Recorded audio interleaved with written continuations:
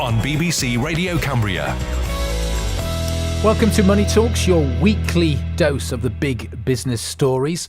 Tonight on the programme, we are celebrating Cumbrian's success in all its many facets. Kendal Nutricare is an exporting success story, selling its infant formula milk around the world. Ross McMahon from Kendal Nutricare joins me in the studio.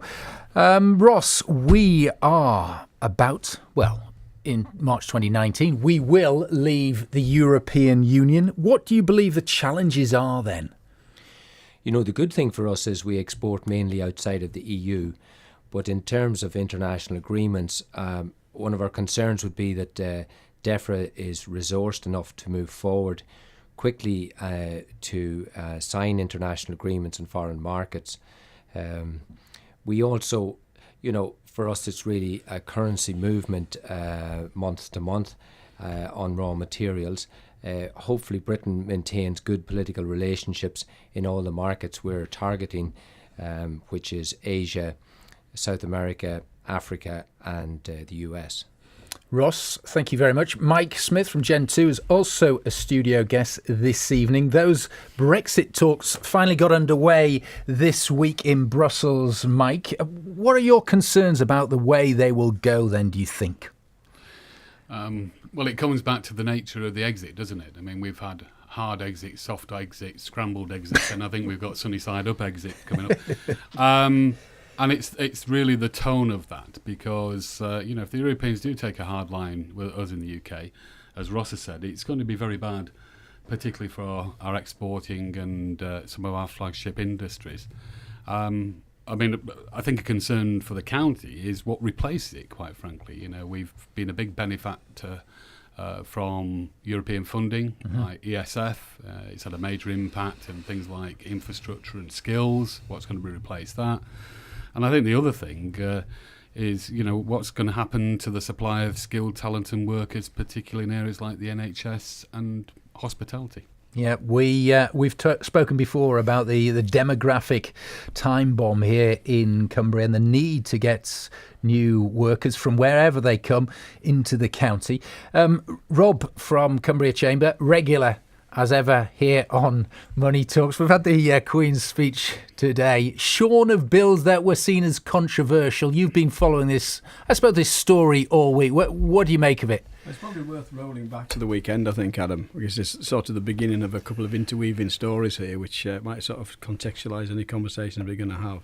And Sunday, those who read some of the larger format papers have spotted that we saw the unprecedented joint signature between ourselves, Chambers of Commerce, the Federation of Small Businesses, the Institute of Directors and the CBI, with a joint letter to government saying you need to get your act together on this and you need to get business at the centre of negotiations, and I'll come to why that's relevant in a moment. But we called on ministers and government to make sure that the economic benefits of the single market and customs union were in place until a final settlement was agreed, so it doesn't want to sort of fall apart ahead of that.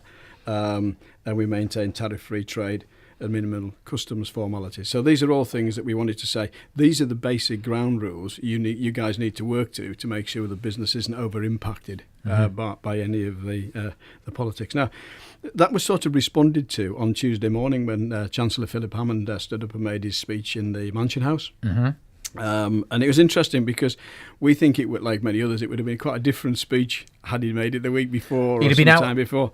Well, if they'd won a majority, he'd have been out on his ears when he predict. Exactly. And it was a bit like a job interview speech as well, we think, because he was able to sort of come out with what he obviously wanted to put forward from a business perspective. And I'll quote some of the things he said because it's quite interesting. This he wants to maintain a frictionless border during an implementation period, and that's quite important, particularly in Ireland, because there's some real issues about, and I think it's going to be a test the Irish border actually. A lot of other people do, and I'll come to some other implications later in the Queen's speech on that. And the immigration will be managed and not shut down.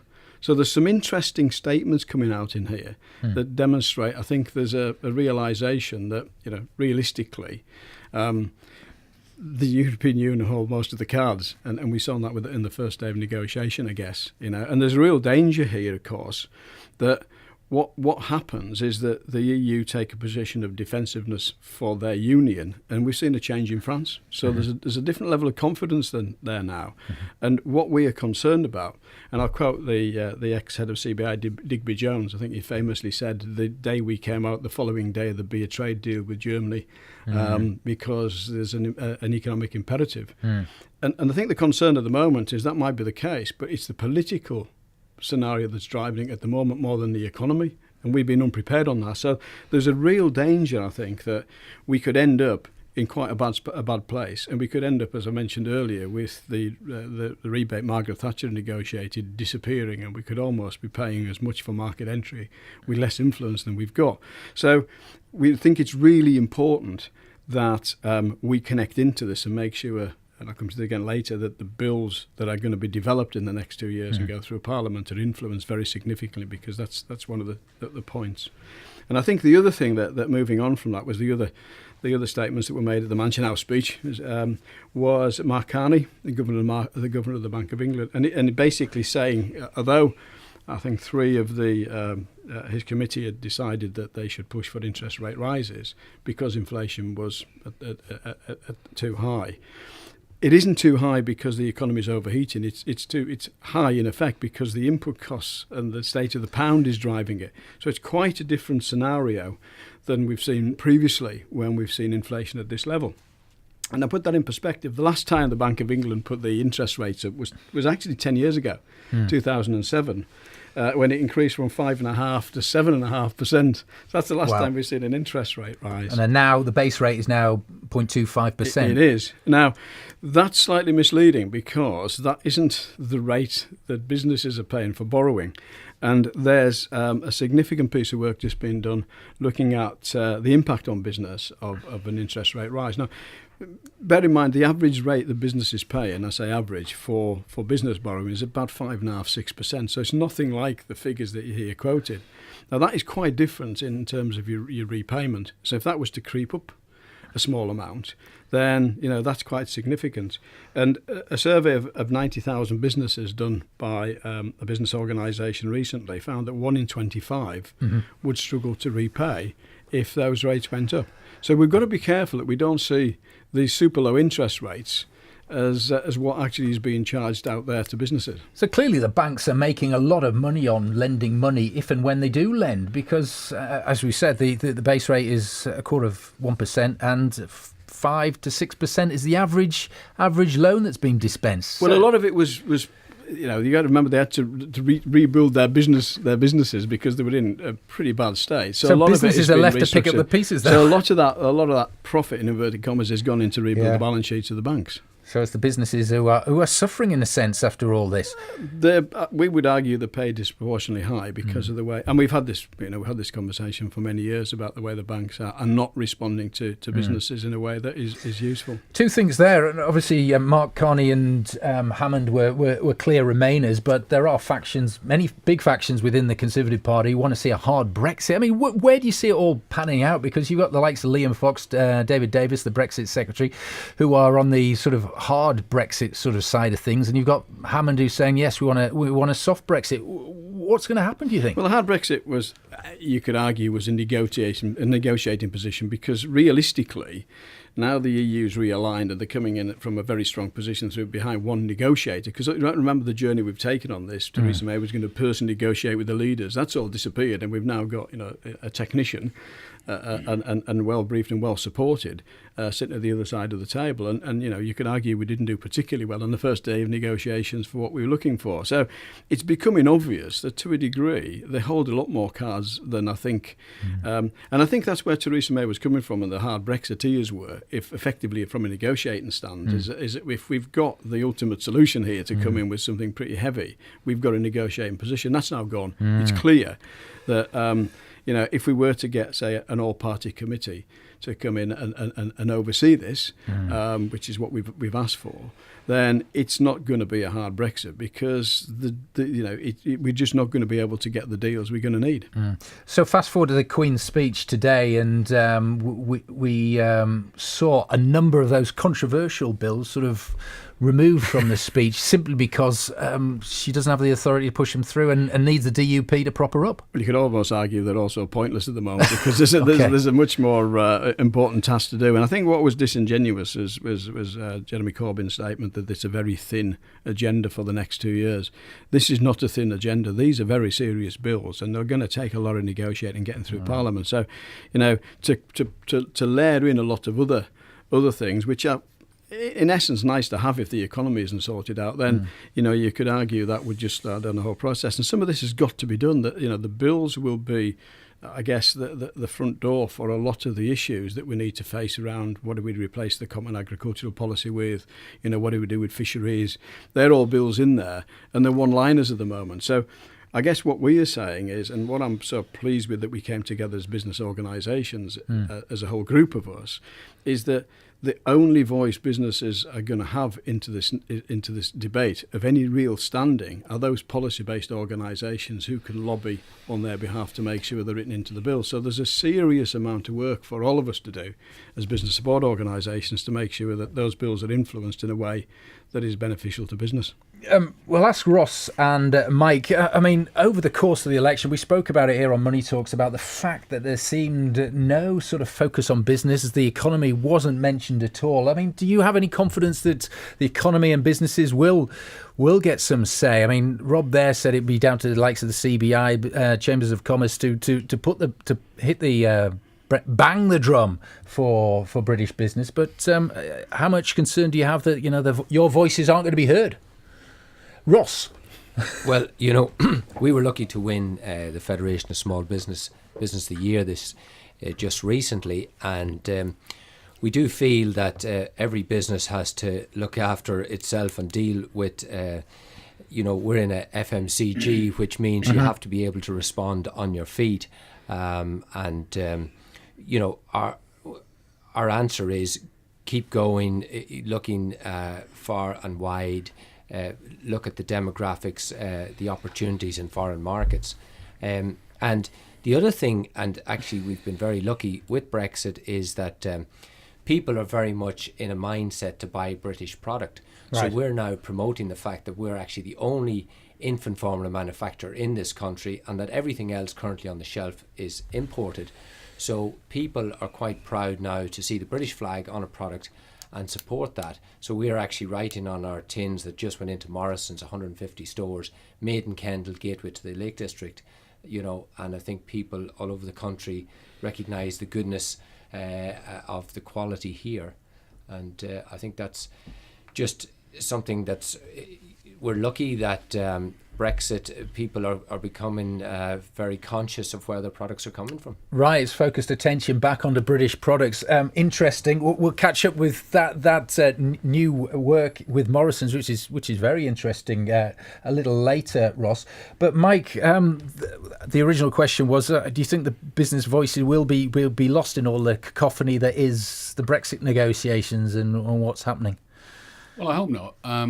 I think the encouraging sign is that Hammond is still there. Obviously, he was tipped to get the boot if they'd been successful with a landslide, and he is obviously pro-business and has made comments about the fact that that whole debate was lost in the general election. I think another positive sign is that Greg Clark has been returned as the Secretary of State at BEIS, what used to be the old BIS.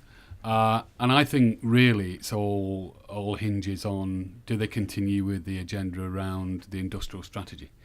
Because with or without Brexit, the two key challenges I believe facing the country, or two of the key challenges, are around infrastructure and skills. If we're going to compete with nations around the globe, we've really got to do something about infrastructure. It's not acceptable that in parts of the north and down in the southeast we're still using pacer trains that were built in the 1970s, and there's only one other country in the world, Iran, that still has them, and they don't use them because they think they're too outdated and too old-fashioned.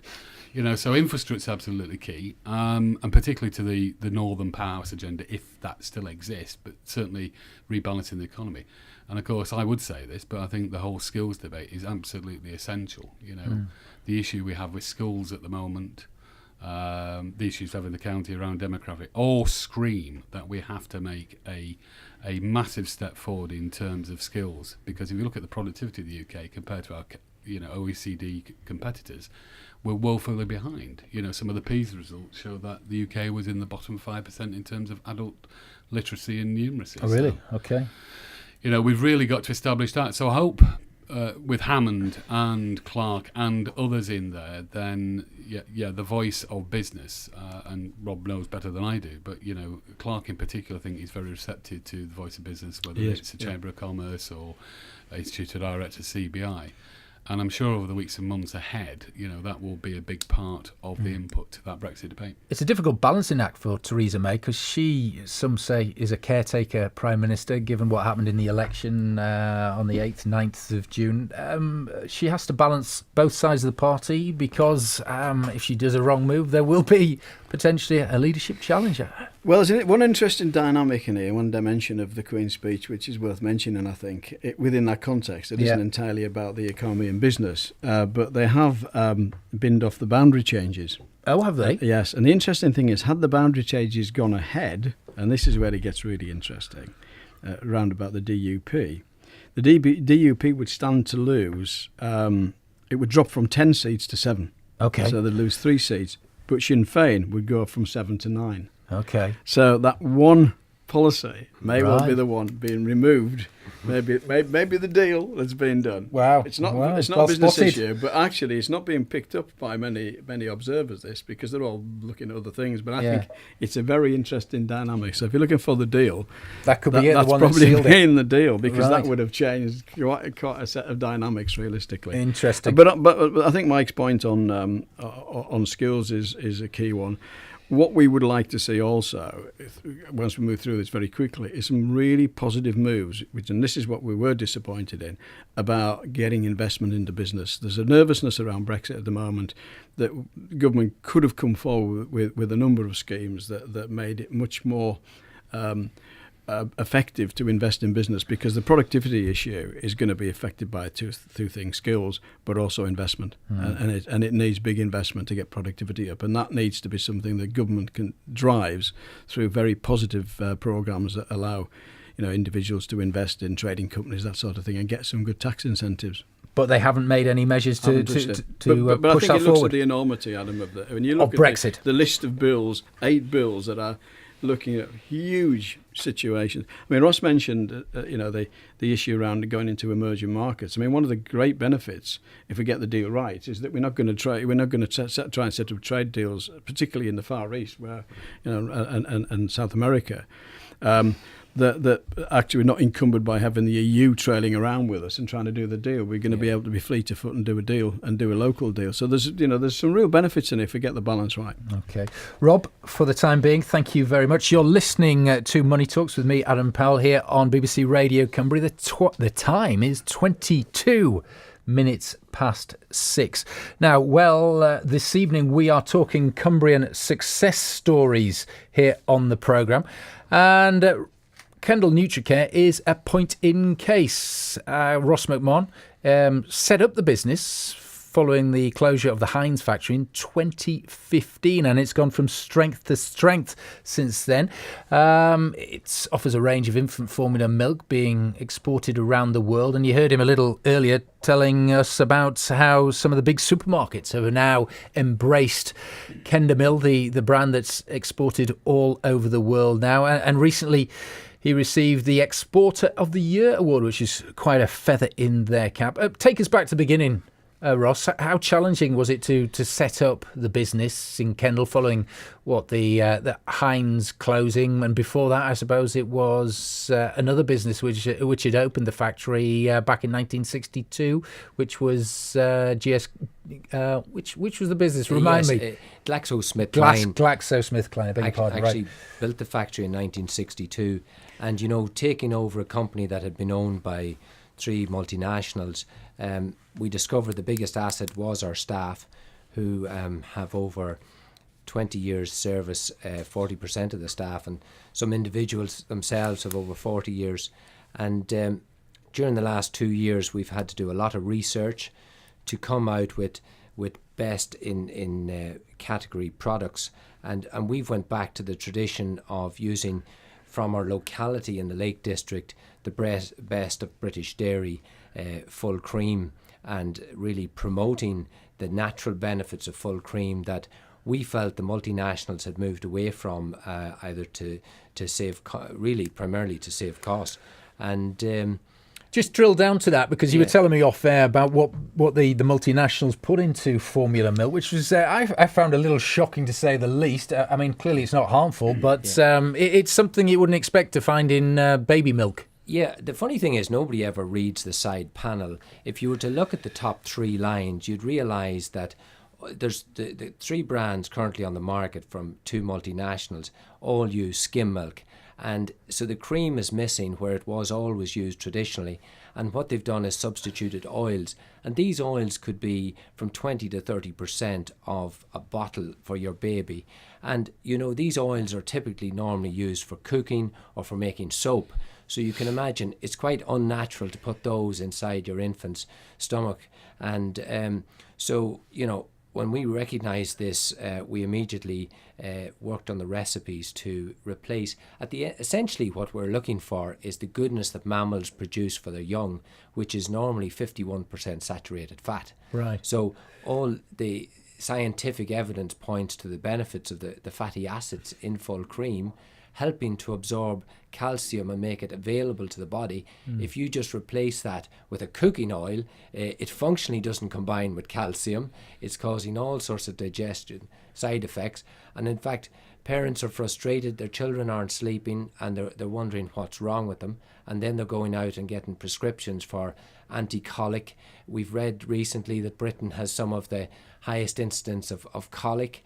Well, you know, the other thing I would say is obesity is one of the biggest issues we have in society. Nobody is questioning all these oils causing obesity in later life. Really? You think there's a connection? Absolutely. Interesting. But going back to where your success came initially, I suppose it was in China that emanated from a scandal over there, which saw them rethink the way they get their infant milk.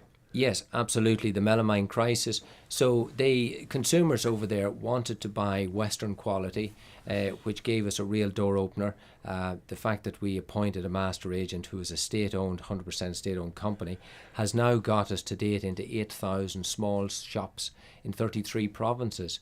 So quite a national distribution.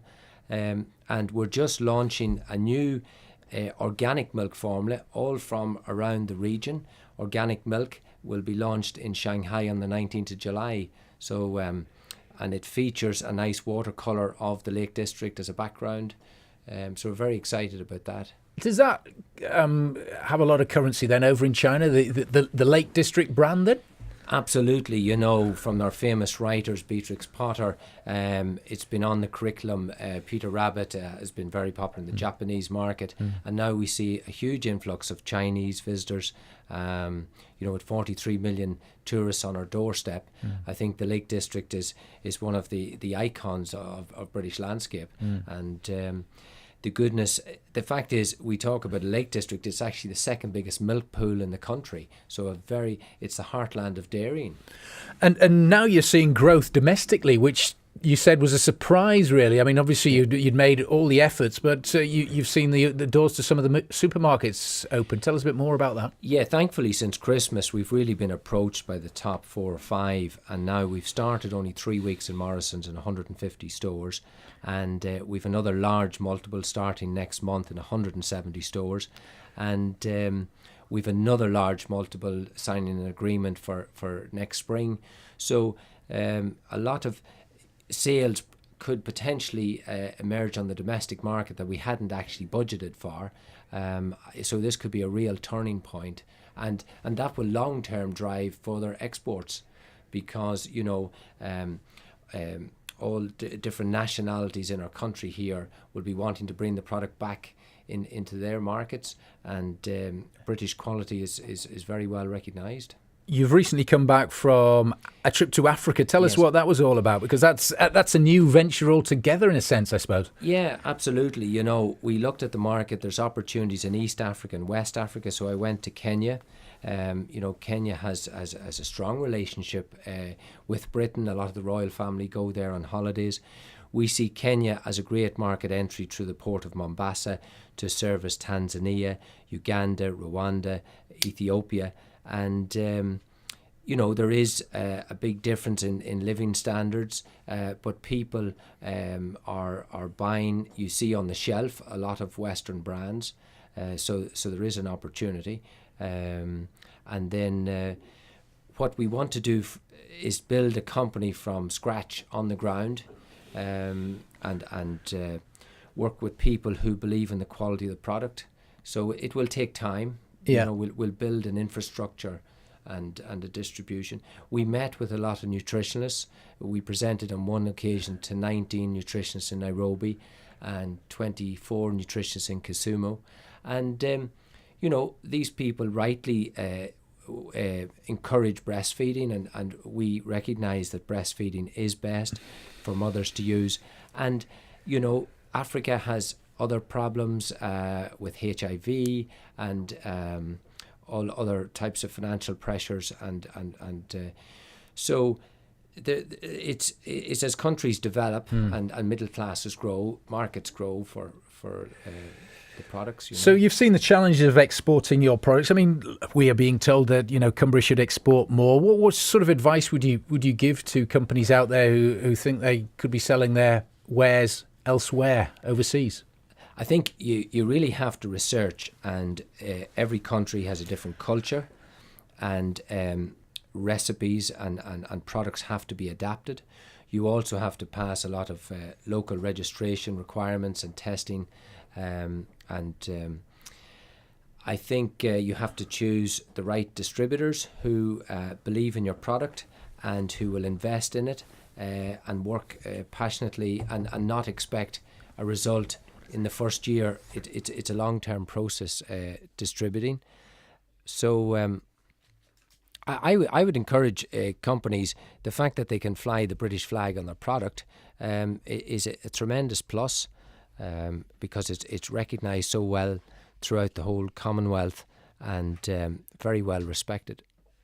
Rob, as Ross eloquently put it, there are challenges out there, but they are not insuperable. There are means by which the UK government is sort of holding hands, mentoring people, offering advice, offering skills to help them sell their products abroad. That's right. I mean, the two things to mention there. One is the UK brand is a good brand around the world, and there is a network supplied through ourselves, Chambers. We run, as you know, the contract for a UK. What was UKTI is now some other unmentionable name that I can't remember. It's changed.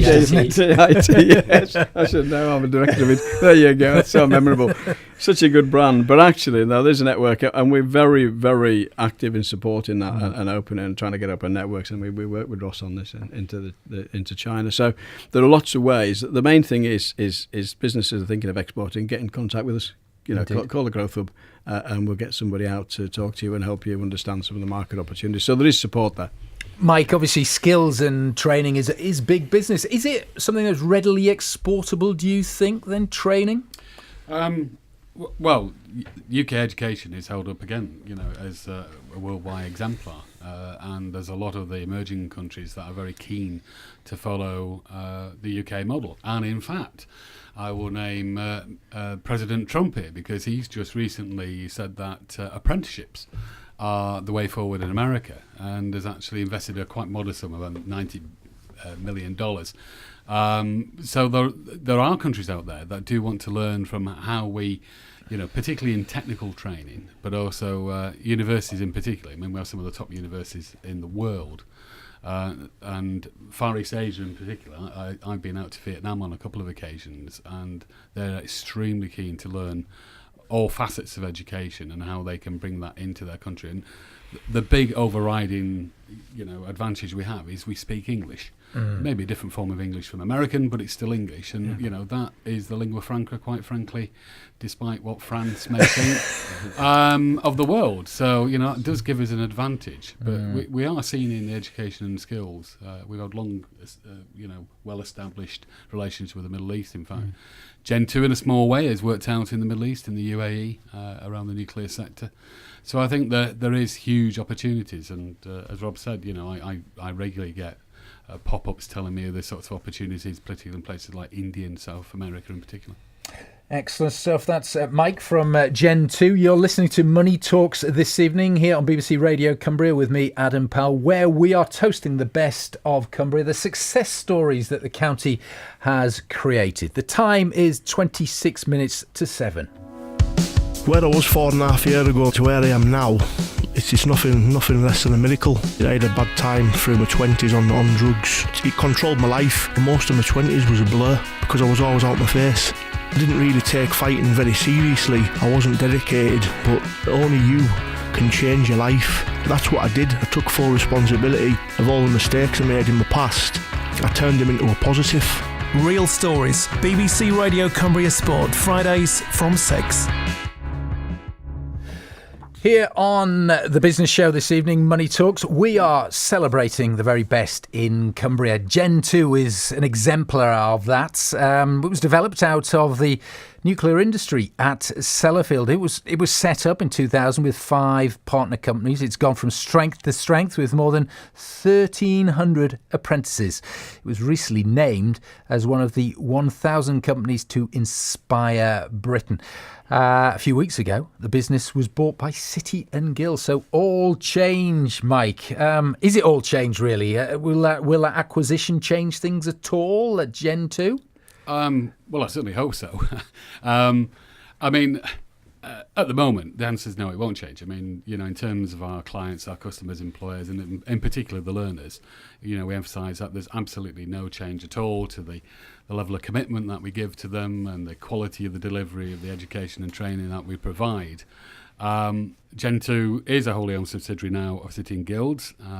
City and Guilds is a worldwide brand, operates in 100 countries, deals with 350 major employers worldwide. It's got something like 1,300 employees, and it's been going since 1878 when it was created by the City of London Corporation together with the 16 guilds, and it got its Royal Charter in 1900. So it's been around a long time. And I just want to emphasise, Gentoo was never up for sale. The founding partners, were not looking to make a quick buck or sell the company on. But because of the uniqueness of what Gentoo does, particularly in the technical skills landscape, we had been approached on a number of occasions, actually, and by 2 FTSE 100 companies in the past about a potential transfer of ownership. Previous owners, 5 companies you mentioned, were very clear, however, if anybody was going to acquire it, they had to have the right set of values, they had to have a very strong commitment to Cumbria, and they had to have the same purpose, which is all about helping individuals and employers, improve themselves, their businesses, their productivity, and therefore, their business prospects. We'd already had a long partnership with City and Guilds, and we were already talking to them about potential partnerships to closer working relationship. And as these things happen, one thing led to another, and they mooted the potential to acquire Gentoo. And after a long and lengthy process, I have to say, the deal was done. And I think, given that City and Guilds is a charity, right, a not-for-profit charity, I think, we couldn't have got a better match, quite frankly. So, to answer your question, short term, no change for our clients and customers. Longer term, of course, what we're planning and aiming to achieve is to actually improve even further the range of services that we can offer our clients. There are a number of other companies in the City and Guilds group who we're already talking to, who are experts in things like leadership and management and digital technologies. And what we hope is by bringing their capabilities and ours together, we can offer, employers, not just large ones, but, employers the size of Ross's organisation, a bigger range. So it's not just about Gentoo technical skills. It may be about, well, what about your leadership and development needs? What about your ways of credentialing your competence of your workforce? So when you go to emerging markets, you can demonstrate. So what we aim to do is not just grow the business here, but nationally and potentially internationally, working on the network with sitting guilds. We've already had some tentative discussions about potential opportunities in Saudi Arabia, where our technical expertise is required. So in terms of your role, Mike, I know you set the business up back in 2000. Where will your role develop then? Well, I still continue to be the chief exec. We still have our own board, so we have that degree of independence, which I think was an essential part because it shows that commitment. Our head office is still based in Workington. It will be in the new facility that Rob and the Chamber very kindly gave us a lump of cash to help develop. That's on the new building, yeah? That's on the new building, yeah. What we call the Centre of Advanced Manufacturing Nuclear Skills, which is just behind the Energist building where we are currently. Me personally, I'm going to continue running the ship. I'm going to retire. I'm of an age where I'm going to retire. So the next sort of 15 months is going to be interesting because it's about looking for my successor in terms of taking the business forward and how I can sort of manage the ship and pass it on. And will you have a role in choosing that successor? Very much so, yes. I mean, sitting guilds are very clear. They're not experts in necessary apprenticeships, engineering, and this peculiar thing we call nuclear. They confess they don't have much idea about. So, yeah, in a large part, I'll be part of that process. You have spent much of your time within the nuclear industry and developed the business out of that. I mean, you touched upon the skills gap that is in Cumbria and in large parts of Britain as well. I mean, obviously you're helping to address that, but given what's happening with Brexit and things like that and freedom of movement, etc., how optimistic are you that we can actually bridge that gap and find the people who are going to be the next generation of engineers and so forth, and doctors, nurses and things like that? Well, I do have some concerns. I think you've hit on one area in particular, the NHS and doctors and nurses, where we've relied overlong on bringing talent from overseas, which is going to continue, in my view, to be important. I think a lot of it's around early education. I still think we struggle in secondary schools to promote certainly vocational, technical pathways. For too long, in my view, the emphasis has been on, it's A-levels and university is the only route, which isn't the case at all. So I think some of the reforms that are in place, some of the things around apprenticeships and levy, I think they will help. It's early days. And I think some of the other initiatives like Institutes of Technology, in my particular area, which is mainly around science and technology and engineering, I think we're going in the right direction. Yeah. I just think we do need to do a lot more. I spent part of an afternoon the other day at UCLAN's facility at the science park, the Westlake Science Park, and much to my showing my ignorancy, I didn't realise they'd set up a medical school there, which seems to address the gap there in terms of generating homegrown doctors and things like that, which I thought was a great move, which had probably been publicised, which has passed me by. But it shows that we are generating our own resources finally. Yeah, I mean, I think in Cumbria we actually are ahead of the curve. If you look at the capacity and capability, I mean, if you think about apprenticeships, in national terms, Cumbria is second only to Derby in terms of the number of young people that choose an apprenticeship post-16. Now, there's a common link there, which is in this part of the world we have obviously GSK, BA Systems and Sellafield, whereas in Derby they have Rolls-Royce. So there's a natural attraction. But if you think of capability in the colleges, the university got, and together with ours, other parts of the country tend to look at Cumbria and they're quite envious of the facilities and the providers and the quality provision we have. Indeed. Ross, I should say Rob, in terms of a success story, New Gen is clearly one of them. I mean, recently it was named one of the 1,000 companies to inspire Britain. your thoughts on the... That'll be Gentoo then. What did I say? Yeah, Jen. We're struggling with some of these things tonight, Adam. I follow one of the main departments we work with, so I can't. Anyway, come to mind. Let's talk about it's a great success too. And I think actually, Shall we do the nuclear reactors? Yes, please. We're gonna good idea. We're going to talk about that in a minute. But yeah, I mean, this is you can't overestimate the importance of a functioning skills system and choice and range in that skills system. We can't rely on the colleges, whatever they do, to to deliver on that. We need independent providers like what Mike has created, and before Gentoo there was nothing there in essence. It is important the homegrown. One of the challenges we've got with a project we're working together on really around a project on workforce development is to get businesses to begin to think about this much more actively as part of their growth plans, and not just say I need staff tomorrow. We need to get, we're working with a lot of businesses. So I'd encourage any business that is thinking of growing to contact us, because we can get in there and we can put together a plan, and we can deliver some free training, with some of it delivered by Gentoo. So there's a lot happening in the system, but to get the skills to the level we need to get the productivity, businesses need to to get a bit more active on this and get a bit more engaged and contact us and talk to us about opportunities.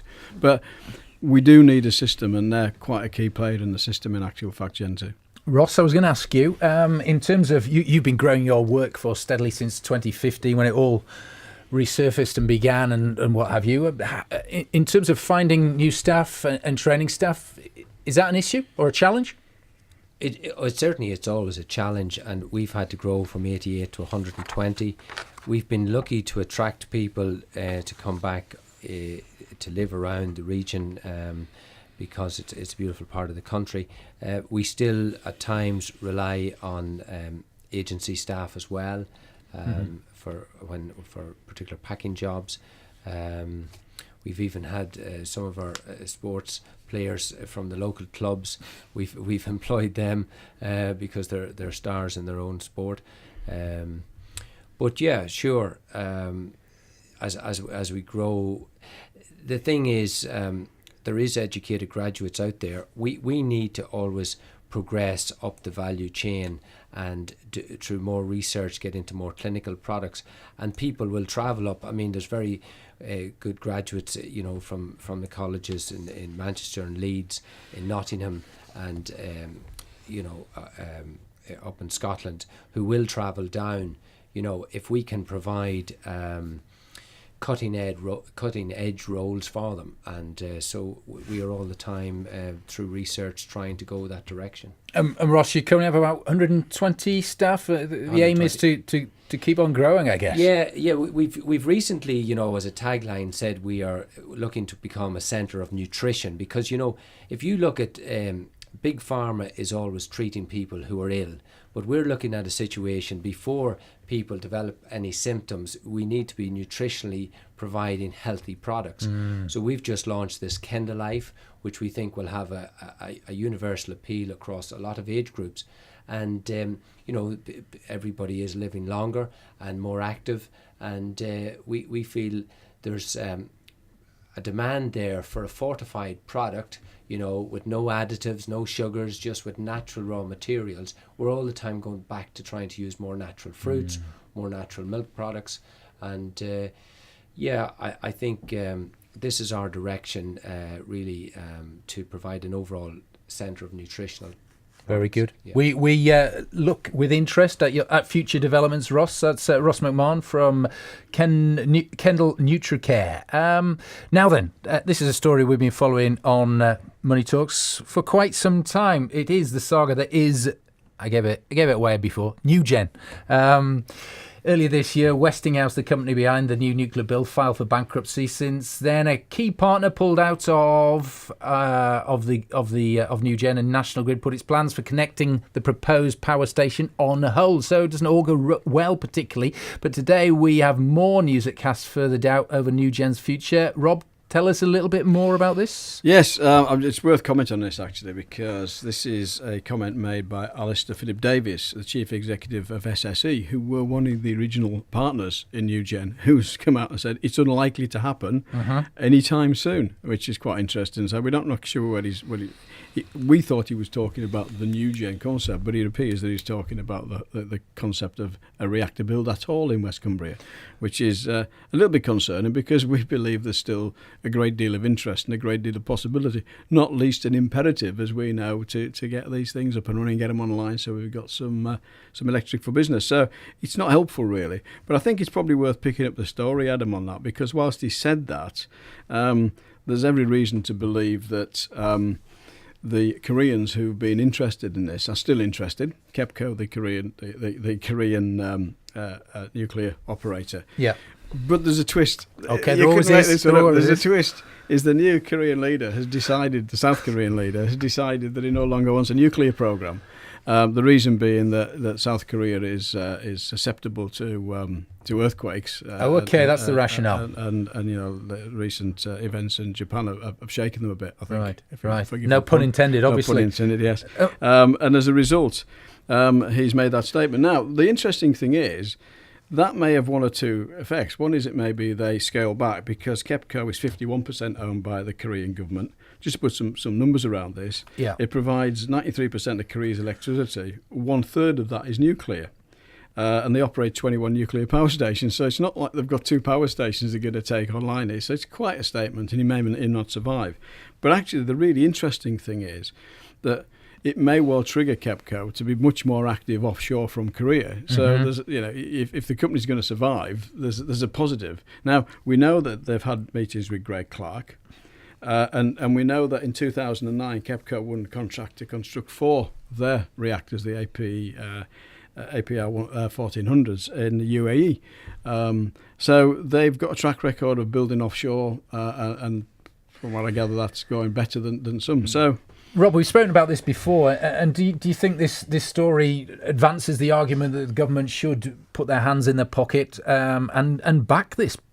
Absolutely. I mean, it makes no sense for government at the moment to just sit back from this. And what government and what advisors? Let's be perfectly frank here. We've got to rebuild some trust in a government at the moment, and they've got a task to do. But the reality is, as we mentioned earlier, with some of the issues around businesses' interest rate, the world is still moving along. Everything hasn't stopped to talk about Brexit, and certainly our power requirements and the requirements to get these things moving.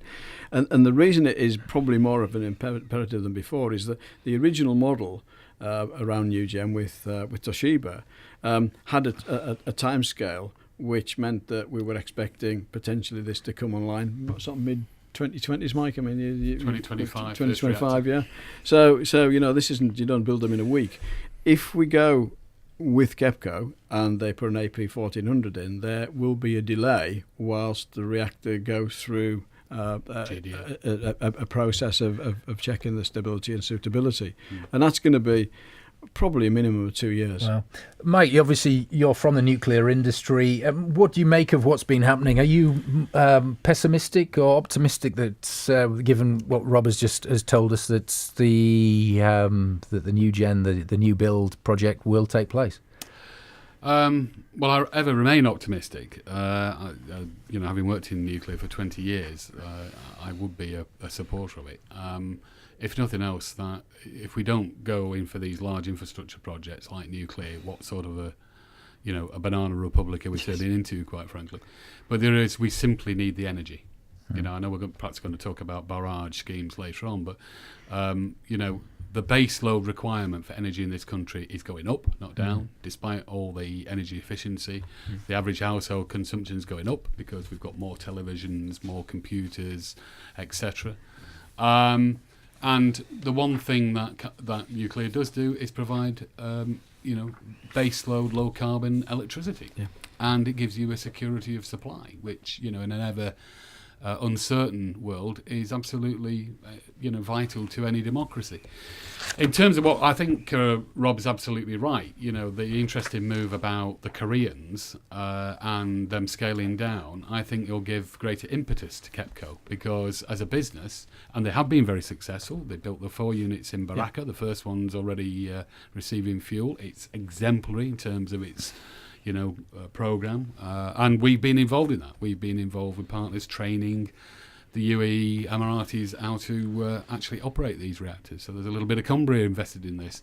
So I just hope that the review's been completed. It's hopefully pointing towards the APR 1400 as the new technology, and that's on Greg Clark's desk now, and he's looking in whatever way, shape he can to support it. But I think probably it's been ratcheted up, not down, in terms of the Koreans taking a major stake, if not sole ownership, of NewGen. Rob says the big issue is it will be now delayed. GDA, the generic design assessment, will take 2 years for that new design. That was inevitable. So it means we won't be seeing reactors by 2025. You're probably going to see them by the latter end of the 2020s. Wow. So I don't think it's not going to happen. I just think it's a delay. I hope it's a delay, because in terms of jobs, it's a major, boost and fillip for the county, quite frankly. Indeed. Yes, so potentially all change with the NewGen project and interest from KEPCO, the South Korean company, following the announcement by the Premier that they're pulling out of domestic nuclear. Could affect things here in this country, could make it more likely. That's Mike Smith from Gentoo with his thoughts there here on Money Talks, where we're talking Cumbrian success stories, one of which obviously has to be the food and hospitality industry. Tourism in particular, and food tourism, is worth a lot of money to the county. Recent estimates put the figure at more than, wait for it, £500 million a year. Tonight we're toasting those success stories. 3 Cumbrian restaurants have been included in this year's National Restaurants of the Year Awards. Our resident Epicurean Rob is here to tell us who's on the list. Well, I'm hoping. I thought you'd been to all these restaurants. Go on, tell us. I have actually looking at. Well, I've been to a number of them, and I can absolutely guarantee the quality. No, it's a great story. This is an absolutely fantastic story for the reasons you've mentioned. But in the top 100, we've got 3. We've got Leclume in Cartmel, we've got Lake Road Kitchen in Ambleside, and we've got Forest Side in Grasmere, which is really good. I mean, let's put this in perspective. These are significantly good quality operators, and the whole food tourism is really important, because the more these are profiled and the more these businesses are seen on a national platform, the more we see the profile of Cumbria as a destination, as a food destination. And it spins off into the producers as well as the restaurants. So, you can see the sort of connectivity that goes on between people who come and stay in the Lake District. They understand they're here because there's a quality offer around food, and an exceptionally quality offer. This isn't just, we do good cafes. There's some very good food offer at every level. But they sort of set the benchmark, really. And it's fantastic that they've achieved that. Yeah, 574 million it's worth. It's a lot of money. Worth in 2015 to the Cumbrian economy, food tourism. It's a major impact. I mean, it is developing. People are moving into the location because it's such an eye-catching location, and setting up here. So it does 2 things, I suppose. It supports the local industry and brings new people into it. Well, let me give you an example how quickly this can happen. Forest Side is an amazing success story. It only opened at the start of last year, and Chef Kevin Tickle won a Michelin star last autumn. I mean, that is incredible achievement there. And to be rated one of the top 100 in the UK says an awful lot about the skills and the commitment of the team there. But it also says an awful lot about the fact that you can do in Cumbria. The brand, Cumbria brand, as Ross has mentioned, in terms of the Lake District, is repeatedly seen as green and clean and healthy. The sector, the tourism sector, has demonstrated here, it's getting its act together. It knows where it needs to pitch its offer, and hey, these guys have done it. And congratulations, it's fantastic. And that's part of the Wildsmith Hotel Group, which is just a fairly new group. Those 3 boutique hotels in the Lake District, which seems to have worked well. Obviously, we're having a good summer so far. we believe it. Things can just go from strength to strength, really, with names like that and profile like that. It's just bound to help the hospitality industry and the tourism industry in general, I suppose. Yes, and I think food tourism isn't an end of itself. As I said earlier, it's a showcase for the country's artisan producers. And just to add a bit of ice into the cake while we're on about food here, sorry about that, it's another area. So in the 2016 Great Taste Awards, no fewer than 30 Cumbrian products were awarded the coveted gold status. Very good, very good. Well, we are celebrating success here on BBC Radio Cumbria. It's 2 minutes to 7 o'clock here on Money Talks. Mike Zeller at breakfast. BBC Radio Cumbria's John Bonus is in Kendal for us. Morning to you, John. The County Council has told BBC Radio Cumbria that 199 families are still living in temporary accommodation. It's been described as a once-in-a-lifetime find. The site has been unearthed during work to build a new pavilion at Carlisle Cricket Club. It's off the scale, and you're talking about the bathhouse that belonged to the largest fort on Hadrian's Wall. Stories from across Cumbria. Mike Zeller at breakfast. Weekday mornings from 6:30 on BBC Radio Cumbria. Well, tonight on Money Talks, we have been celebrating the best of Cumbria. Some success stories here in the studio. My guests have been Mike Smith from Gentoo and Ross McMahon from Kendal Nutricare. Money Talks is back from 6 o'clock next Wednesday. My thanks to my regular guest here, Rob Johnson from Cumbria Chamber of Commerce. The travel news is next, but from me, good night.